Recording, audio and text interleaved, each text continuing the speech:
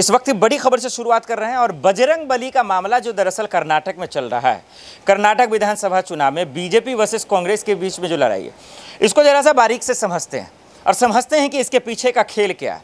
कर्नाटक में इससे मोदी जी को हार या जीत मिलेगी या कांग्रेस को हार या जीत मिलेगी, ये समझने का वक्त आ गया। जरा बारीक से समझाएंगे आपको कि भगवान हनुमान जी से बजरंग दल की तुलना बर्दाश्त क्यों नहीं कर पा रहे हैं कांग्रेस, ये उनका आरोप है। गुस्से में भड़कते नजर आ रहे हैं कांग्रेस। जो जरा मैं आपको सुनाता हूं कि देखिए पवन खेरा क्या कुछ करे, जरा गौर से सुनिए। Who does it? It is done by the minister, the then Minister of Culture, Mr. Sanganna Amarappa, who is MP from Koppal. When there is a dispute going on between Andhra Pradesh and Karnataka over the birthplace of Lord Hanuman. We want to expose the double speak of the BJP. On the one hand, the Prime Minister says Bajrang Bali ki jai, and they are suddenly reminded of Lord Hanuman. On the other hand, they go and deny the existence, the birth of Lord Hanuman in Karnataka. Look at the hypocrisy. Therefore, we are not surprised when they compare Bajrang Bali with Bajrang Dal. It's a habit of insulting the devotees of Lord Hanuman. The fact that Lord Hanuman was born on Anjana Hill in Anegundi near Hampi, they could not even create a committee, constitute a committee to finalize and end this dispute between two states. Here again they have gone against the interests of Karnataka. Why? We want to know. I will remind you, in 2017, again from the floor of the House, the then Union Minister for Culture, Mr. Mahesh Sharma, when he was asked about the birthplace of goddess Sita Mata, he said in a written reply, and I have enclosed that reply here, he says that birthplace of Sita is a matter of faith.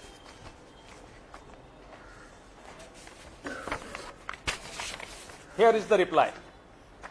The birthplace of Sita is a matter of faith which does not rely on direct evidence. This is BJP Minister Mahesh Sharma saying that the birthplace of Sita is a matter of faith. It does not rely on direct evidence. I am attaching this with my press release. You will be shocked when you go through this. They negate the belief of crores of devotees of Goddess Sita. And here is the response of the then Union Minister for Culture, Mr. Sanganna Amarappa. This is the response on the birthplace of Lord Hanuman. Today, just for votes, look at what they are doing here. Just for votes, they are stooping so low that they are comparing Bajrang Dal with hoodlums of Bajrang Dal with Bajrang Bali. Can you believe this? PM spoke about Bajrang Bali. He's been chanting the name of Lord Hanuman in all his rallies. If his party believes in Lord Hanuman, why did he not establish that Lord Hanuman was indeed born in Karnataka? We ask, why this belated attempt to appropriate Lord Hanuman? Why did the central government not intervene between Karnataka and Andhra Pradesh? Is it not an attempt again to demean the interests of this state, of this beautiful state? BJP says that the birthplace of any lord is a matter of faith. If that is the case, then why do they use them to garner votes? This is our second question. Why are they disregarding the existence of gods and goddesses? Do they only need and use the names of gods and goddesses during elections? Your questions, please. People of Karnataka would be shocked at this, that their own MP from Koppal goes to Delhi and from the floor of the House undermines the claims of Karnataka, the faith of Karnataka, the birthplace of Lord Hanuman in Karnataka. Your questions, please.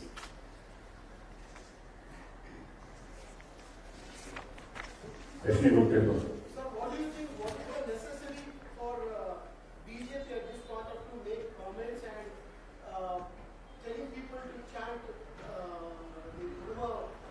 Hanuman Chalisa? You all know what is the reason. The reason is they can see the writing on the wall. They can see that their claims stand exposed. The 40% Sarkara has stuck. The 5 guarantees of the Congress party are finding a lot of favor with the 6.5 crore people of Karnataka. Therefore, they are worried. And now, as a last resort, they are bringing up issues which expose their own double-speak, their own hypocrisy. Do you think this controversy will negative impact on Congress, particularly in coastal Karnataka? No.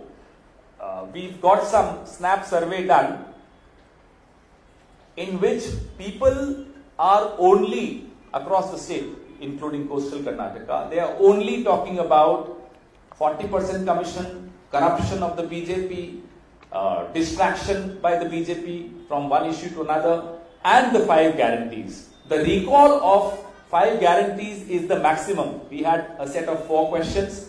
The maximum recall across the state, including the coastal Karnataka, till yesterday, I'm talking about the survey ended yesterday, it was a 3-day survey, was the 5 guarantees. The number 2 recall was the 40% Sarkara. The number 3 recall was the Bharat Jodo Yatra. We were very surprised. People are still talking about the Bharat Jodo Yatra. So the impact of the Bharat Jodo Yatra can be, the ripples can be felt and seen even now. And I think the Bharat Jodo Yatra has contributed in a manner that people, the way they perceive politics and the way they perceive political parties and their messaging has transformed and transformed decisively. Therefore, issues raised by the BJP are not finding much favor with the voter. सुना आपने कि किसी भी सूरत में बर्दाश्त नहीं करेंगे। अब इसका इस्तेमाल बीजेपी पूरी ताकत से कर रही है कि भाई किसी भी सूरत में हम इसको आगे ले जाएंगे, और यही उनकी ताकत है। लेकिन आज भी मुझे लगता है कि वहाँ का जो मुद्दा होगा वो यही होगा कि लोगों को इंसाफ मिले। वहाँ का मुद्दा यही होगा कि लोगों को ज़्यादा से ज़्यादा इंसाफ मिल सके। लेकिन इन सब के बावजूद क्या वो बोल पाएंगे? क्या वो बोल पाएंगे कि आखिर इन सब के बीच में क्या हुआ, नहीं हुआ? ये बहुत बड़ा सवाल है जो दर्शकों आप हम सब जानना चाहते हैं, समझना चाहते हैं। देखना पड़ेगा कि क्या वाकई में मोदी जी इसका जवाब दे पाएंगे। कांग्रेस देखते हैं कि कर्नाटक में आखिर क्या कुछ होता है, खास करके बजरंग बली मामले को लेकर। देश दुनिया की बड़ी खबरों के लिए देखते रहें नेक्स्ट 9 न्यूज़। नमस्कार।